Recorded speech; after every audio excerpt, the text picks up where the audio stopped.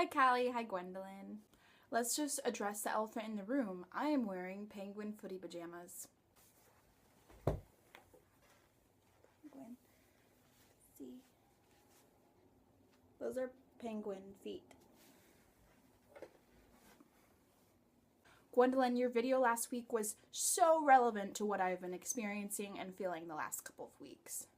I've had a job lined up for months for post-graduation. I was going to be working at a literary agency representing young adult fiction. I was so excited about it. I'd imagined what my life would be like. I'd be working from home. I'd be drinking coffee in my penguin footy pajamas, editing and developing young adult manuscripts, discovering the next John Greens and Suzanne Collins and Veronica Roths. And so there was something so satisfying to have like a 4 or 5 month period where I could tell people I was an English major and tell them that I had a job lined up for graduation. But the plans fell through. The agency realized that this wasn't going to be a very financially viable option for me or for them. I love the ladies at the agency. I've been interning for them for over a year, and I absolutely have no hard feelings at all. They graciously told me over an email, because if they told me in person, it probably wouldn't have been very pretty. So when I heard the news, I do what I always do when I had something that's really hard and difficult to process. Step 1, burst into tears. Step 2, chug a mug of coffee. It's much better than chugging alcohol. Step 3, take a walk in the crisp Washington air. Because no matter what time of year it is in Washington, it's usually crisp. Step 4, look up at the trees.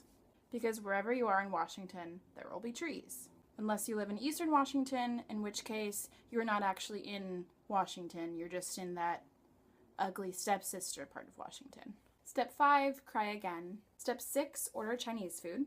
Step 7, hug anyone that will hug you back. Step 8, get to work. The best way for me to process difficult, disappointing news is to look ahead to the future. Start dreaming and planning and imagining what the future could be like. And honestly, I've been having a lot of fun reimagining what my future could look like. Suddenly, I've been considering a lot of different options that I hadn't before. For a couple of days, I was thinking about being a flight attendant. That was fun to imagine. Then I interviewed an actual flight attendant and thought, maybe not. But I liked what you said in your video, Gwendolyn, about looking at your life as if you're living several different mini lives. I loved the idea of being a literary agent. I still love the idea of being a literary agent. Maybe I will be one someday. But I'm trying my hardest to not feel panicky. I'm trying my hardest to feel thankful.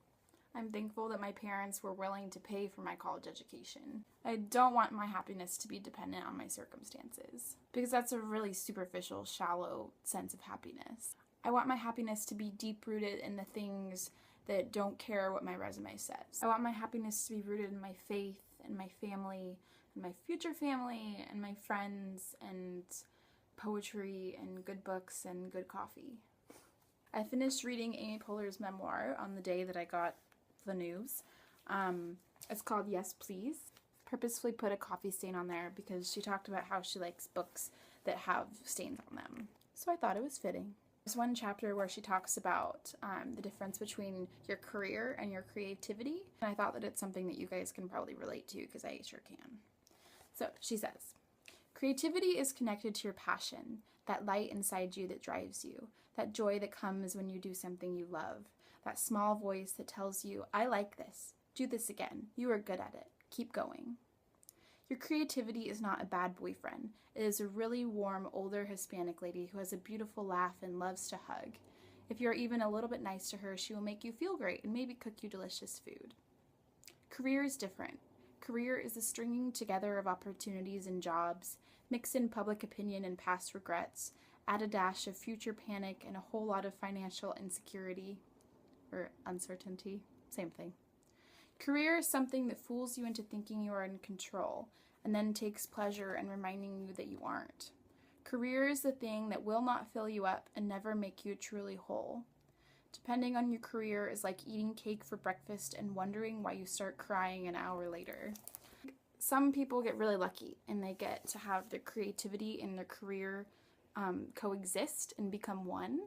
And some people don't get as lucky, but I think that's still okay.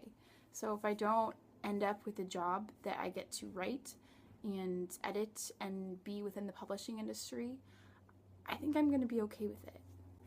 As long as I can go home to a warm, fuzzy place that makes me happy and settle in behind a computer and write about mermaids, I think I'm going to be fine.